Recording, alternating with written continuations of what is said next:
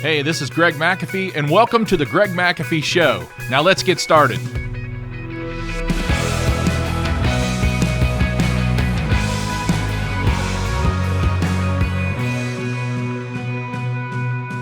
Hi, and welcome back to the Greg McAfee Show, where we discuss steps to a successful entrepreneurship, how to take your business to new heights, and ultimately follow your dreams.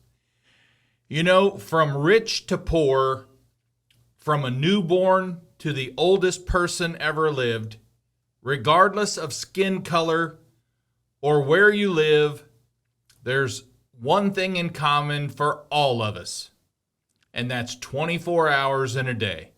We all have the same amount of time. And that's why we're going to be talking about how to manage your time and change your life. So running a business and leading can be draining.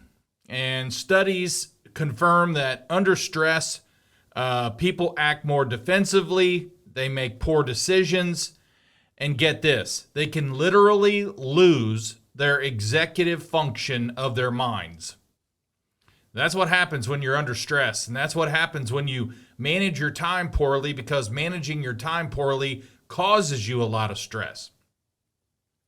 This is especially costly for leaders because they set the tone for their company. Their moods affect how others think and behave. So people around you can be affected by your mood. A leader can change the whole tone of his company or an office setting by what they look like when they walk through it, or by saying something a little louder than normal. That changes the entire atmosphere of someone's day. I mean, their complete day. I mean, my boss came through this morning and yelled at us. That's what they say. That's in their mind. That's what they think. It wasn't good morning. Let's have a great day, everyone.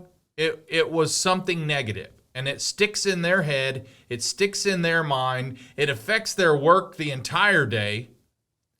And who wants that times how many people you have in your office? There is a lot of power in the leader. And just know that you set the pace.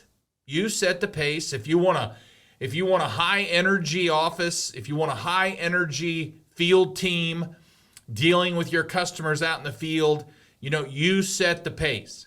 And then all management below you, they also set the pace. So you can set the pace with them, and they can set the pace with them, and they can set the pace with them, and they can set the pace with our customer. Our customer can be upset because of the way someone either treated them or thought they were treated. So think about that. It starts at the top, and it trickles down, rather. Okay, so here's some examples of some really big time wasters that we're going to talk about today. The first one is worrying about and putting it off, which leads to indecision, which leads to the P word, procrastination, which we want to do less and less of, is procrastinating. If we talk about managing our time, procrastination is not in the lineup. We have to get things done, and we have to cross them off our list. So number 2 is unanticipated interruptions that do not pay off. Okay? I look at that, and I think we just need to learn to say no more often. Number 3 is making unrealistic time estimates. In other words, hey, let's have a quick 20-minute, 2-hour meeting. That happens. Let's have a quick 20-minute meeting, and it turns into 2 hours. I mean, what a waste. Times how many people in the meeting. And then we've got unnecessary errors. If there's not enough time to do it right, there's never enough time to do it over. And that's the same way if you're in the home service industry, doing it right out in the field. If we don't have time to do it right the first time, it's going to create a recall, and we all know how expensive a recall is. It's extremely expensive. And then Crisis management. Are you putting out too many fires within your company? And should you be? Do you have other people that know how to work the hose? Do you have other people that know how to train so those hoses aren't even needed? And then there's poor organization. And I have, I've been coaching for, somewhere around 14, 15 years. And I've been in and out of companies, other companies. And I've asked a lot of questions on my phone, consulting, coaching. There's a lot of companies that are extremely unorganized. And when you have poor organization, you're going to have a lot of time wasting in your company, a lot of time wasted in your company. And it's just because of lack of structure, lack of organization. And then you have the ineffective meetings. Okay, meetings must have an agenda. If they don't have an agenda, table the meeting until you have enough for the meeting. Don't have a meeting just for meeting's sake. What a waste of time. We have meetings, we have meetings, multiple meetings in a week, per department. But we have company meetings 4 times a year. And there are times where I have said we don't have enough content for this meeting to make it worth everyone's time coming in on a Saturday morning, because that's when our company meetings are. Saturday morning, we can get the most done between 8 and noon with the least of interruptions when you're dealing with thousands and thousands and thousands of homeowners. So Saturday mornings work best for us, and they have for we've been in business 32 years, and they've worked great for the past 28 of those 32 years that we started having real company meetings. Okay, micromanaging by failing to let others perform and grow. What a waste of time. You're wasting your time micromanaging because you didn't train someone to do it right. And now you're standing over them thinking you need to make sure they do it right. And what a waste of time, and what a waste of chance to empower someone to improve and be better. Standing over someone is not going to help them do the job better, that's for sure. And another one is doing urgent rather than important tasks. Choose your task wisely. There are some things that just need to get done quick and get off your plate. However, you have to control the urgency. And I speak to myself on that one because everything is urgent for me. Everything is urgent. I just want it done now, get it off my plate, move on. So I do have to be careful on that, and I do have to put some things in writing, meaning on a list for someone. That way, once it's on the list and it's in their hands, then it's off my plate. And then I always say, let me know when these are done. And it can be a text, an email, it can be verbally, it doesn't matter. Just let me know when those are done. That way, I'm not worried about them because they're going to let me know when they're done. Now, if I don't hear back from them for too long of time, I don't know what that could be. I was going to say 2, 3, 4 days. I'm probably going to say, hey, that list I gave you, what's up? But if they're good, they will keep me informed on where they are on the list. Also, failing to delegate, which we're going to talk a lot more of today. Failing to delegate is an extreme waste of your time. And lacking priorities, standards, policies, and procedures. I spoke with a contractor the other day, and they admitted that sometimes they arrive to work at 8 o'clock, sometimes 8:30, sometimes 9, sometimes 10, just depends. So when I hear that, I've learned to ask the next question, which is, what time does your team arrive? Well, that's the problem. We have people arriving late, and we have, we're arriving late to customers' homes, and the customers complaining. And I paused. And I ask, I wonder why. Because it starts at the top again and trickles down.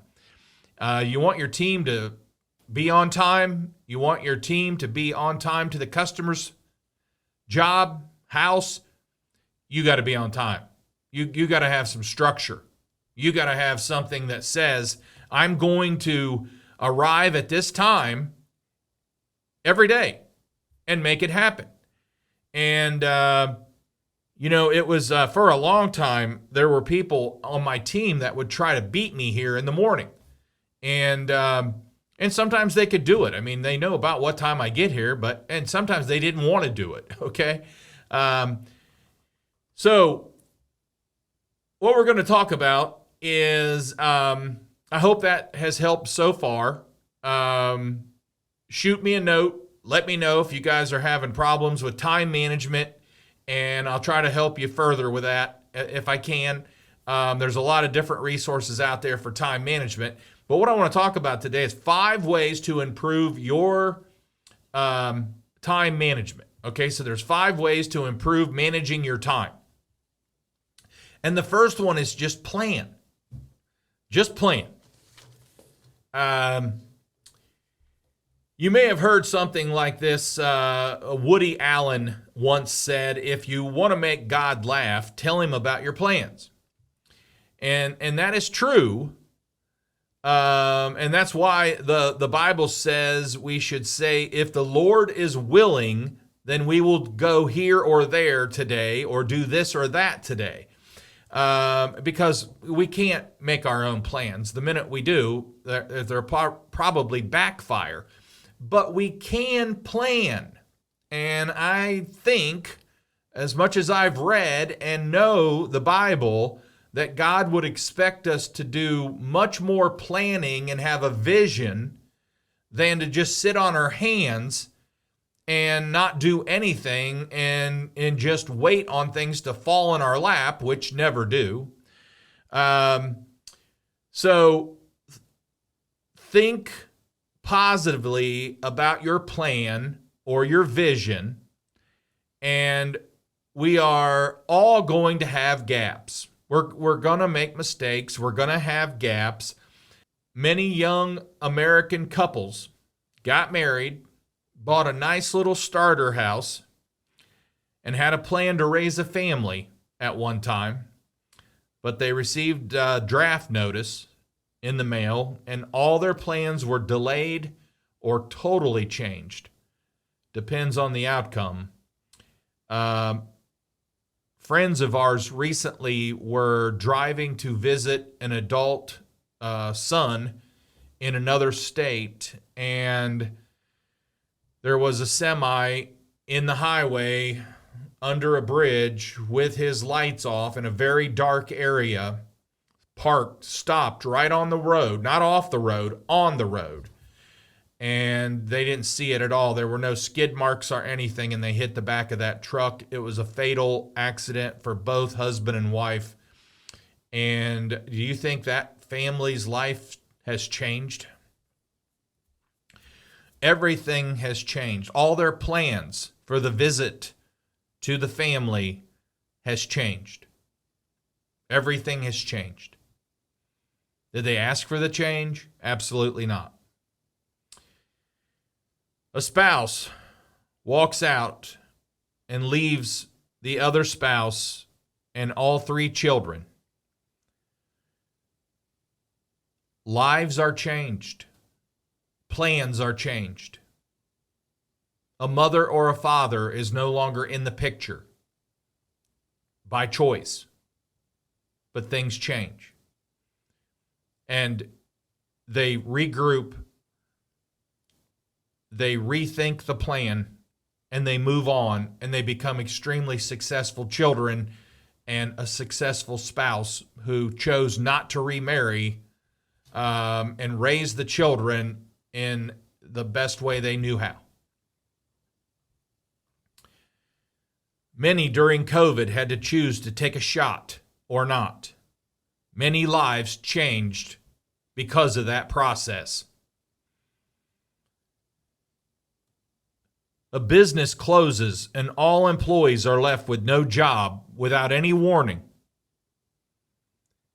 An employee parks his truck the night before and leaves all his uniform and company property in the truck. No warning, plans change. Plans change every day. Some are extremely hard to change. Some just need a little tweaking and change and go and keep going and keep going and keep going. Plans change.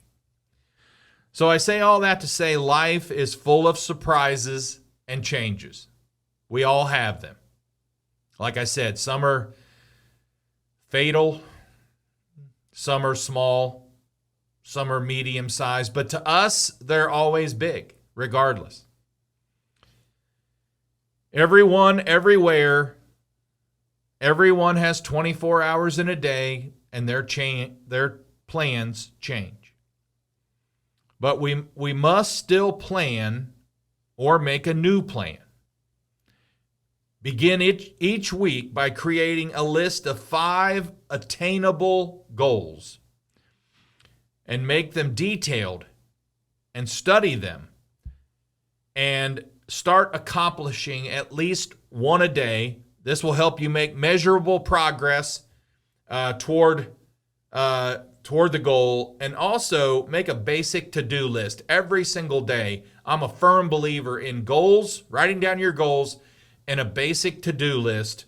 And if you want to mix and match, that's fine with the same sheet with the goals and the to-do list. But stick with it.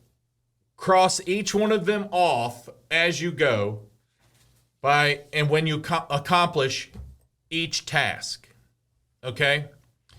So plan was number 1. Number 2 is avoid distractions. Boy, this is a good one. Contrary to what some think, you are in control of your schedule.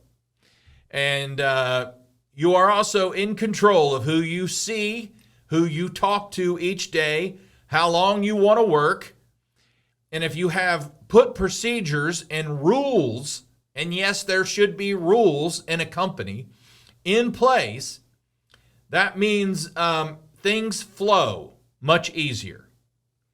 There's barriers in a company. There's expectations in a company. There's rules in a company. There's guidelines in a company. That's healthy, okay? But no one comes through our door here at McAfee and says, I need to talk to Greg. And the front desk person calls me and says, hey, can you come up here? There's someone that wants to talk to you. Sure, I'll be right up. That never happens, folks. That never happens. Now, I'll tell you, if you're in a one-room office, that's hard to do. I've been there, okay? It's hard. Because they just walk right in and they're looking at you. So you're forced to talk to them in some way or somehow. But when you've got a bigger building, and a bigger office, no one should get to you without a filter. And, basically we have no supplier just walks in and gets to talk to someone. That's not how it works. They have to have an approved appointment if they even get that far. If it just because a new supplier moves in town, walking in the door and talking to us is not going to happen. If we're even interested in talking to them, then we'll make the appointment. That might sound harsh to some of you, but it's very organized to us. It's structured to us. It makes sense to us. It works for us, okay? Time is money, and your time wasted costs you and your company a lot of money. And if your managers are doing that, they're wasting a lot of the company money. They're wasting their time and company money because they're wasting company time by doing that. And even if they have an appointment, keep it short and sweet and to the point. I don't need someone coming in here and trying to build rapport. Just get to the point and move on. Time is money. What do you got? What do you have to offer? Tell me about it. If I'm interested, we'll talk about it. If not, we'll pass. Again, that might sound harsh to you, and that's okay. If you get bogged down with endless tasks or find yourself feeling burnout before the day even starts, it could be a sign that something is wrong with your current routine. If you're allowing some of the stuff I just talked about and said we don't allow, that will completely burn you out. It will completely stress you out, and it's going to waste time in a day that you could have been doing something more important and that someone else, that no one else in your company could have done. So think about that.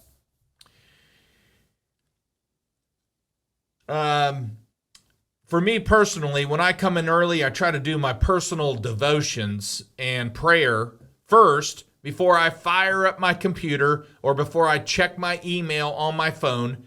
The less distractions for me, the better. The first hour, I'm basically solo. My first hour, it's early. I'm solo. I get a lot done. I'm set. I'm ready. So the first hour, but I still, when I first come in, I don't fire up that computer because I know as soon as Outlook pops up with my email, I'm going to start scanning through some of those that are unopened that I received either the night before or all night long or early morning. And so I make that a habit. The less distractions, the less time wasted. You know, if you get a report like I do on my phone, it either tells you you've used more hours this week or you've used less hours this week. And I love it when I get the report that I used less hours this week. That means I was on my phone less time. And that's more time more valuable time for me. Okay. But you should know why if you use more time. You should know why. All right? So you've got planning, you've got avoiding distractions, and number 3 is uncommit yourself. Boy, this is a good one too. Uncommit yourself. And many times I will commit to meet with someone like 2 to 3 months out. So in other words, my assistant calls or texts me and said, so-and-so wants to meet. And for some reason, it's easy for me to say, oh, it's not an emergency. Schedule them way out. All right. Is that a good idea? No, it's not a good idea at all. I don't know why I do that. I somehow think there will be more magical time appear that day way out there somewhere. And there's not. We should commit ourselves to unimportant activities, no matter how far they are. Even if a commitment is a year ahead, it's still a commitment. It still takes time. So if it's not important, figure out how you're going to handle it. But just scheduling it out further does not make you have more time in a day. No matter how far ahead it is, we still take the same amount of time to meet. Carrie is my VP of operations, and she does a great job when she says, we have a meeting today with so-and-so, but you do not have to be there unless you want to. And there are some times where I say, oh yeah, I definitely want to be in on that one. And there are other times where I go, thanks. And what a relief. I don't have to waste my time. They're in there for a reason. I don't have to be in there. I don't have to be touching everything, folks. I touch too many things for too long. I don't have to touch everything anymore. Nor should I be. So uncommit yourselves to things that you should not be touching or committed to. And number 4, take control. Take control. We cannot control everything that happens in a day. And we can't operate on a free rein mode, being pulled and tugged in every direction. But we can draw a line in the sand and improve managing ourselves and control what we can control. Now, some of you guys need to hear this. Sticking to our list, setting goals on hard start times. That means we're having a meeting at 8 a.m. and it's a hard start. I need you there at 7:59 because I'm hard starting at 8 a.m. And then in the meeting, I'm going to tell you there's a hard stop time of 9 o'clock. We want to be done 9 o'clock or 8:30, whatever it is. So have a hard start and a hard stop time for meetings. Have someone hold you accountable if need be. Someone else can set the timer, but we're going to stop hard because we have a lot more to do today. But we're going to make this, I've got an agenda for the meeting, and we're going to make this happen throughout this time period. And I'll tell you, don't worry about pleasing others. When you do so, you give away your control. Seek efficiency, not approval. You'll be more respected for that. It's really about learning how to stay strong and steady over the long haul. Regardless of what life brings your way, brings my way, there's going to be bumps in the road all day long. We can't control everything. The world will throw us a lot of curveballs. And it's not always easy sailing, folks. We're going to hit some rough waters, but we've got to adjust our sails, adjust our attitude, adjust our thinking, adjust what we want to be involved in, what we want to be touching, what shouldn't we be touching. But if we adjust our sails and just keep moving forward, we'll do well, okay? And the last one is extremely important. It's probably as important as all these combined. But master delegation. We need to master the art of delegating. And when we do that, it'll change our life. It calms our spirit, I say. I got that phrase years ago from a men's Bible study I was involved in. But when I think of calming my spirit, it's not just a relaxing time. It's a calming. It's a calming of the water. When Jesus was in the boat and his disciples were complaining about the big waves, he calmed the water and it calmed them. Okay? It's a mode I enjoy being in. I really do. I love high energy. I love, sometimes I even thrive off of some tension, but the best mode is the calm spirit mode. More progress is performed by delegating than any other progress that a leader can do. For many, that's a very hard thing to delegate. Why? Because we got to let go. We got to let go of something we thought we needed to do, or thought we did it better than anyone. You know, we got to let go of like being our own salesperson, like me, when I thought I was the best salesperson in the world. And nobody can sell my company and my product better than me. Did it way too long, folks. I did that way too long. When I finally got smart and hired the right salesperson for the job, within the first 6 months, they outsold me 2-1 in 6 months. Why? Wasn't I that good? No, I was really good. I was just running a business and touching everything else and selling. When I hired someone who could only focus on sales and the McAfee way of selling, boom, it blew up. And we started selling more and growing more, just because of that. And then hiring more and more salespeople doing it that way. Wow. I guess what a time saver. Greg's not out running sales calls all day or all night. And I had a pretty good system in place. Don't get me wrong. There were some nights I didn't, run a sale after 5. And there were some nights I did. I had a good system. But why was I still doing it? I don't know. A lot of guys hang on to things that they need to let go of. Some are extremely good in service, and they think they should be running all the service calls, and they're touching way too many things. When there's really good people out there that could out-service them 2 to 1. Trust me.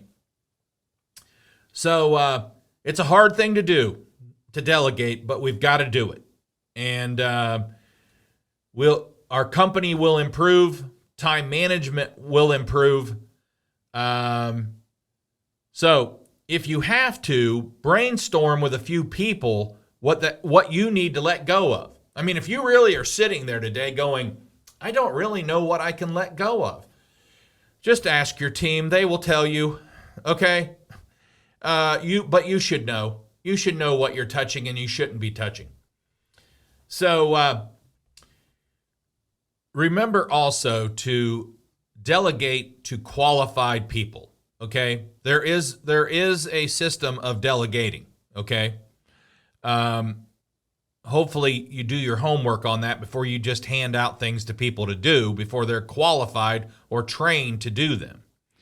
But remember the parable in the Bible about the talents. One person got 5 talents to manage. One person got 2 talents to manage, and one person got 1. Now you would think the one that was given 5 must have been very important or very good at managing. However, the one that got 5 and the one that got 2 managed it the same way. They invested what they had and they doubled it. And they were rewarded. Well done. Enter into the kingdom. But the one that had 1, you might say he must have not been trusted with much. Well, if he would have done the same thing and invested it and doubled it, he would have had the same reward. Unfortunately, he was stingy, selfish, greedy, and thought the master at the time, the boss that gave him, the manager, the leader that gave him the talent was also greedy and selfish. And that's what he said. He said, I knew you were a man of greed and selfishness, and so I buried your talent. Here it is back. And that didn't go well for him. If you read in Matthew 25, 14 through 30, you can read the entire story. It didn't turn out too well. When we get good at mastering delegation, our whole life will change. It really will. Our whole life will change because it's freeing. Okay? It goes back to that calming. We can get so much more done, so much more than we were getting done. And you go home feeling an accomplishment. You go home feeling good, and you can't wait to start over the next day. Our trademarked tagline, which we use today, called "Breathe Easy." Now we are in the indoor air quality business. We do handle a lot of filtration, a lot of air purification, HEPA filtration, all that stuff, helping kids and families breathe easier. That's what we're all about here. But honestly, the breathe easy, what it really means is just let go. I mean, relax. Because when McAfee comes in and services your home, you've got comfort again and you can breathe easy. Relax. Calm your spirit now. Enjoy your family now. Okay? Because we've got you fixed. You can breathe easy knowing we were there. Okay. When you let go of some things, your whole team will breathe easy. with you, okay? And by the way, they want more responsibility, folks.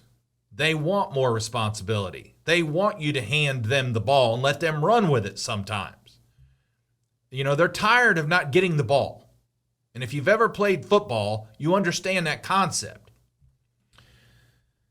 Okay, so no matter what method you choose to manage your time, one thing remains clear with all of them. The key to success is self-discipline, because without self-discipline, you will not be able to manage your time well. What works for you may not work for someone else, but a lot of the things I said today can be used in some form or fashion. Pick one. It will improve your life. Pick one. Leave a message and let us know which one you picked. We should never be afraid, though, to experiment. And who are you to say it won't work? Try it first. Just give it a shot. But when it comes down to it, the best practices are to commit and stick to a method. Stick to it. You must have stickability. You must believe in yourself. You must believe in your abilities. Keep believing in yourself. Keep doing it. It works. Miles Davis said, time isn't the main thing, it's the only thing. And he's right. So, before we wrap up, if you are watching on YouTube, don't forget to like and subscribe below. You can also support this podcast by rating and reviewing on iTunes or your preferred listening platform. Keep listening, because each week we talk about different things of how to grow your business, how to manage better, how to think outside the box, all those types of things which help you do what? Sleep better at night. And don't forget to follow us on Instagram or Facebook at The Greg McAfee Show. No spaces, no underscores. Be sure to tune in again, where we'll continue to talk about subjects like this that matter to you. As always, thanks for listening, and carry on, and have a great day.